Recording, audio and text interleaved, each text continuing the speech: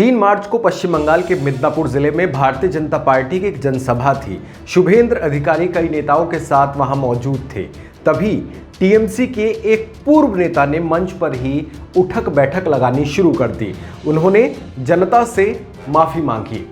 आखिर उन्होंने ऐसा किया क्यों? किस वजह के चलते उन्हें जनता से माफी मांगनी पड़ी? आखिर क्यों उन्होंने मंच पर ही उठक बैठक लगाई? हमारी आज की इस वीडियो में हम आपको यही बताने वाले हैं, तो चलिए शुरू कर लेते हैं। पश्चिम बंगाल में चुनावी पारा चढ़ने लगा है। राजनीतिक दलों में आरोप प्रत्यारोप का दौर भी जारी है।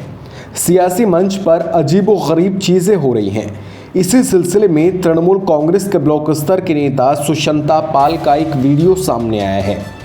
इस वीडियो में चुनावी मंच पर भाजपा नेता शुभेंद्र अधिकारी की मौजूदगी में टीएमसी नेता को कान पकड़कर उठक बैठक लगाते हुए देखा जा सकता है।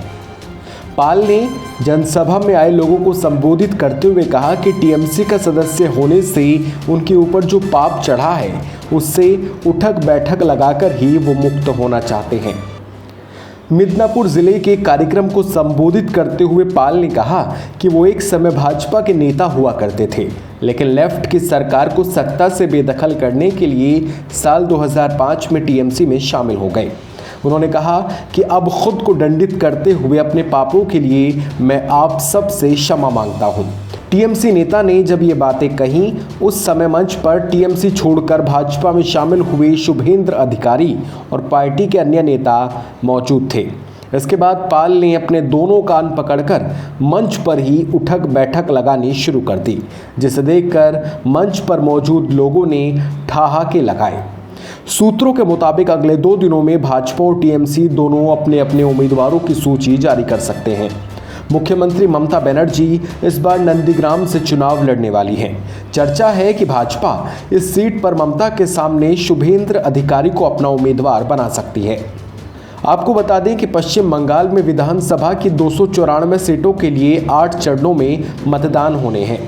टीएमसी जहां लगातार तीसरी बार सत्ता में आने की कोशिशों में जुटी है, वहीं बीजेपी भी राज्य में पहली बार सरकार बनाने के प्रति काफ़ी एक्टिव दिख रही है। बीजेपी की आक्रामक रणनीति का ही हिस्सा है कि हाल ही के दिनों में बड़ी संख्या में टीएमसी नेता भारतीय जनता पार्टी में शामिल हुए हैं। बीजेपी इस बार हर हाल में बंगाल का किला फतेह करना चाहती है। इसके लिए उसने अपने स्टार चेहरों को चुनावी मैदान में उतार दिया है। पीएम मोदी से लेकर यूपी के सीएम योगी आदित्यनाथ तक बंगाल की जमीन पर काफ़ी सक्रिय दिखाई दे रहे हैं। अब इन सब का फायदा बीजेपी को कितना होगा, खैर ये तो चुनावों के बाद ही साफ हो पाएगा। लेकिन एक बड़ा तबका ऐसा है जो ये मान रहा है कि इस बार बंगाल में बड़ा परिवर्तन आ सकता है। बाकी दोस्तों, आपको क्या लगता है? कमेंट सेक्शन में हमें ज़रूर बताइएगा। शुक्रिया।